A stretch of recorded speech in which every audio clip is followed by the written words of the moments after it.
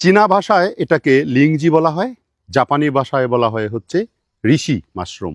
এর আবিধানিক অর্থ হচ্ছে অমরত্বের প্রতীক, এবং বিশেষ করে চীনা সম্রাটরা প্রায় 2000 বছর আগে এটা খাদ্য হিসেবে ব্যবহার করতেন অমরত্ব লাভের আশায়।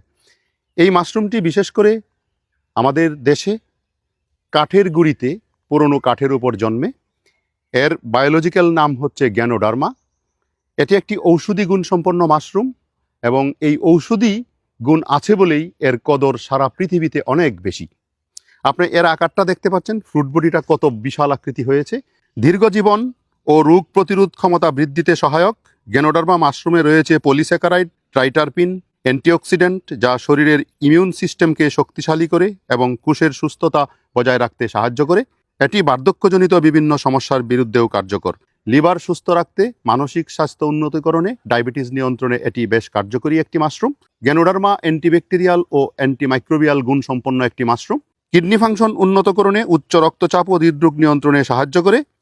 এছাড়া হজম শক্তি বৃদ্ধিতে, অন্ত্রের শক্তি বৃদ্ধিতে এই গ্যানোডার্মা মাশরুম সারা পৃথিবীতে বহুল সমাদৃত একটি খাবার এবং ঔষধ।